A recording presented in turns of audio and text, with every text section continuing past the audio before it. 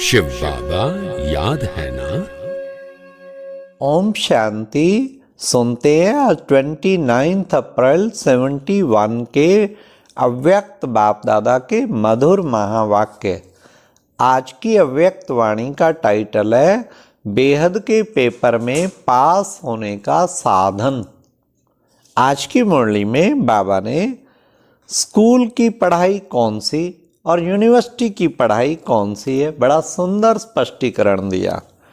और फिर बाबा ने फाइनल मार्क्स कब मिलेंगी, और फिर बाबा ने कहा सर्विस में 3 बातें कौन सी ध्यान में रखनी है। और बाप दादा ने बड़े से बड़ा सर्टिफिकेट कौन सा और रावण उसको कब चुराता।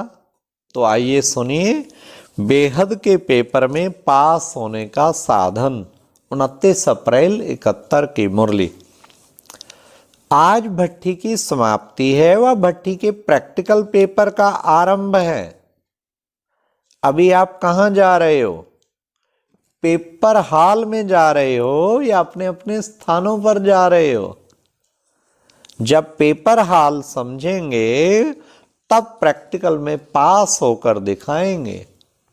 ऐसा नहीं अपने घर जा रहे हैं, घर में नहीं बैठे, सेंटर पे नहीं बैठे, पेपर हॉल पे बैठे हैं। ऐसे नहीं समझना कि अपने घर जा रहे हैं, नहीं, बड़े से बड़ा कोर्स पास करके बड़े से बड़ा इम्तिहान देने के लिए पेपर हॉल में जा रहे हैं। सेंटर पर जब तक पढ़ाई करते हो ना तो वह हो गई स्कूल की पढ़ाई। अब सुनिए स्कूल की कौन सी तो यूनिवर्सिटी की कौन सी। लेकिन जब मधुबन वरदान भूमि में डायरेक्ट बाप दादा निमित्त बने हुए सभी बड़े महारथियों द्वारा ट्रेनिंग लेते हो व पढ़ाई करते हो तो मानो कॉलेज व यूनिवर्सिटी का स्टूडेंट हो। स्कूल के पेपर और यूनिवर्सिटी के पेपर में फर्क होता है ना, पढ़ाई में भी फर्क होता है। तो इस भट्टी में ट्रेनिंग लेना अर्थात यूनिवर्सिटी का स्टूडेंट बनना है। तो अभी यूनिवर्सिटी की पढ़ाई का पेपर देने के लिए जा रहे हैं। यूनिवर्सिटी के पेपर के बाद ही स्टेटस की प्राप्ति होती है।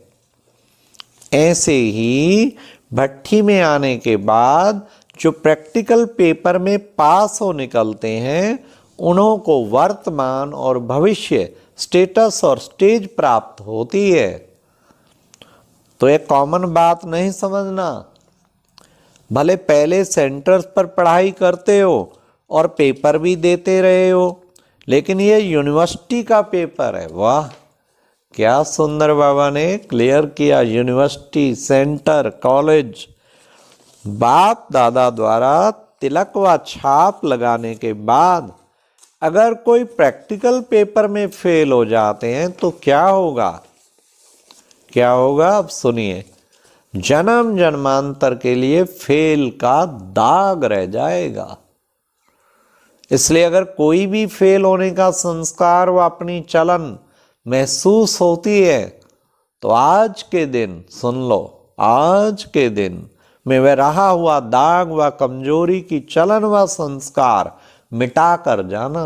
आज कर दो स्वा, जिससे कि पेपर हॉल में जाए पेपर में फेल ना होने पाए। समझा? वह पेपर तो दे दिया, वह तो सहज है, लेकिन फाइनल नंबर व मार्क्स प्रैक्टिकल पेपर के बाद ही मिलते हैं। तो यह स्मृति और दृष्टि दोनों को परिवर्तन में लाकर जाना है। स्मृति में क्या रहे कि हर सेकंड मेरा पेपर हो रहा है। दृष्टि में क्या रहे, पढ़ाने वाला बाप और पढ़ने वाली मैं स्टूडेंट आत्मा। क्या सुंदर बाबा। आज हमें स्मृति में रहे पेपर हो रहा है और दृष्टि में रहे पढ़ाने वाला बाप और पढ़ने वाला मैं स्टूडेंट। यह स्मृति, वृत्ति और दृष्टि बदलकर जाने से फेल नहीं होंगे, बल्कि फुल पास होंगे। केवल ये स्मृति और दृष्टि को बदलने की बात है। तो भट्टी कोई साधारण बात नहीं समझना। जैसे यूनिवर्सिटी का सर्टिफिकेट सर्विस दिलाता है, पद की प्राप्ति कराता है, ऐसी भट्टी का तिलक व छाप सदा अपने पास प्रैक्टिकल में कायम रखना। यह बड़े से बड़ा सर्टिफिकेट है। जिसको सर्टिफिकेट नहीं होता वह कभी भी कोई स्टेटस नहीं पा सकते। इस रीति से यह भी एक सर्टिफिकेट है। भविष्य व वर्तमान पद की प्राप्ति व सफलता का सर्टिफिकेट है। सर्टिफिकेट को सदैव संभाला जाता है ना, अलबेलेपन से खो जाता है। कभी भी माया के अधीन यानी वश होकर पुरुषार्थ में अलबेलापन नहीं लाना, नहीं तो आप समझेंगे हमको सर्टिफिकेट है, लेकिन माया व रावण सर्टिफिकेट चुरा लेती है। जैसे आजकल के डाकू व पॉकेट काटने वाले ऐसा युक्ति से काम करते हैं, ऐसा युक्ति से जो बाहर से कुछ भी पता नहीं पड़ता और अंदर खाली कर देते हैं। इसी प्रकार अगर पुरुषार्थ में, अब सुनो रावण कब चुराता है सर्टिफिकेट, अगर पुरुषार्थ में अलबेलापन लाया तो रावण अंदर ही अंदर सर्टिफिकेट चुरा लेगा और आप स्टेटस पा नहीं सकेंगे। इसलिए अटेंशन, समझा? तो बाबा ने कहा तो यह ग्रुप सर्विसेबल तो है, अभी क्या बनना है? जैसे सर्विसेबल हो वैसे ही अभी सर्विस में एक तो त्रिकालदर्शी पने का सेंस भरना है और दूसरा रूहानियत का एसेंस भरना है। जब तीनों बातें मिल जाएंगी, क्या क्या? सर्विस, सेंस और एसेंस।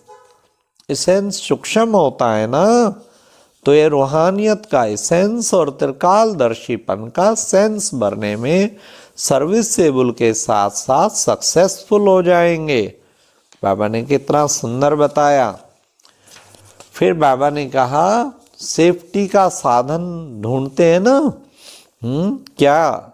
बाबा ने कहा कभी भी फेल नहीं होंगे। कहीं सोचते हैं हाथ ना खड़ा करो सेफ्टी हमारी रहेगी। बाबा ने कहा कभी भी फेल नहीं होंगे, ऐसा सोचो। अभी भी हैं और जन्म जन्मांतर की गारंटी, कभी भी फेल नहीं होंगे। इसको कहा जाता है फुल पास। समझा है? फुल पास। जब सभी कुछ विल कर दिया तो क्या बन जाएंगे? नष्टो मोहा। और जब मोह नष्ट हो जाता है तो बंधन मुक्त बन जाते हैं और बंधन मुक्ति योग युक्त व जीवन मुक्त बन सकता है। संगम युग का आपके पास अभी खजाना कौन सा है? ज्ञान खजाना तो बाप ने दे दिया, लेकिन अपना अपना खजाना कौन सा है? यह समय और संकल्प। जैसे बाप ने पूरा ही अपने को विल किया, वैसे आप लोगों की जो स्मृति है उसको भी पूरा विल करना है। सब कुछ बाबा ने कैसे, ब्रह्मा बाप ने सब कुछ विल कर दिया। तन मन धन संकल्प संपर्क। बाबा ने कहा तुम बच्चों को भी पूरा ही विल करना है। जैसे स्थूल खजाने से जो चाहे प्राप्त कर सकते, वैसे ही इस समय का खजाना कौन सा? समय और संकल्प।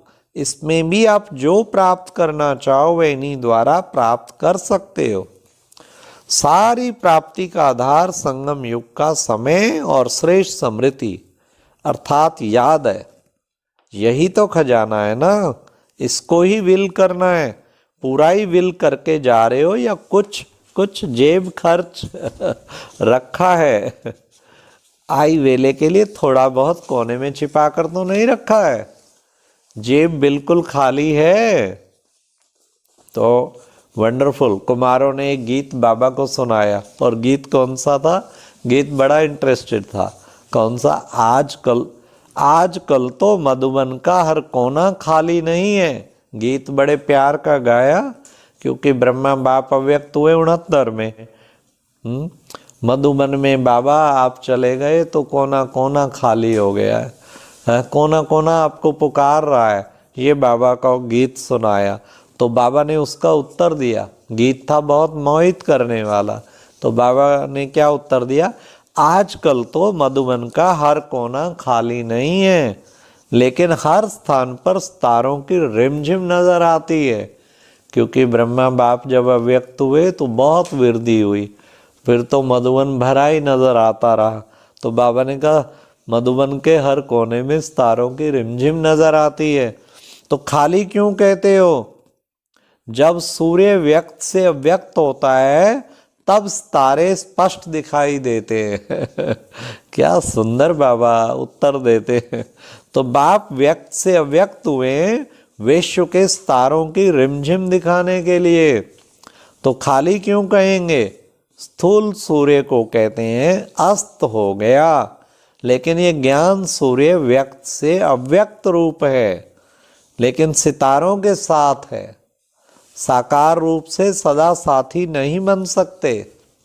साकार में होते हुए भी सदा साथ में रहने के लिए अव्यक्त स्थिति और अव्यक्त साथी समझते थे ना। तो अब भी सदा साथ अव्यक्त रूप में ही हो सकता है, क्योंकि अव्यक्त रूप व्यक्त शरीर के बंधन से मुक्त है। तो आप सभी को भी सदा साथ देने के लिए, इस शरीर की स्मृति से दूर करने के लिए यह अव्यक्त पाठ चल रहा है कि हमें भी ब्रह्मा बाप समान अव्यक्त बनना है। बाप दादा तो हर समय सर्व बच्चों के साथ है ही। पहले पहले एक गीत बनाया था ना, क्या अब बाबा गीत वो साकार के टाइम का, क्यों हो अधीर माता। हाँ, फिर प्रैक्टिकल में बाप दादा के सामने बहनों का ग्रुप बैठा हुआ था, तो बहनों ने गीत सुनाया बाबा को। अभी भी हर एक का सदा साथी हूँ, लेकिन जो चाहे अनुभव करें। अभी अनुभव करने के लिए जैसे बाप अव्यक्त है, ऐसे अव्यक्त बनकर के ही अनुभव कर सकते हो।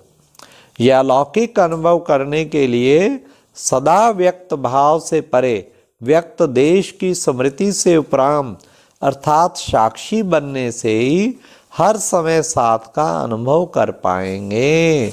समझा? अच्छा, ओम शांति। कितना सुंदर बाबा ने बताया। हर वक्त समझो पेपर हॉल में बैठे हैं, प्रैक्टिकल पेपर हो रहा है। हाँ, और फिर स्कूल की पढ़ाई, सेंटर की पढ़ाई, और कॉलेज यूनिवर्सिटी का सर्टिफिकेट लेना है तो मधुबन बार बार जाना है। भट्टियाँ भी अटेंड करनी है मधुबन की, तो वो सर्टिफिकेट बड़ा वंडरफुल। फिर उसे रावण ना चुराए, ये खास बाबा ने कहा। और स्मृति रहे कौन पढ़ा रहा है, किसका स्टूडेंट हूँ। ओम शांति। और आज की ये बहुत अच्छी वीडियो भी ज़रूर सुने।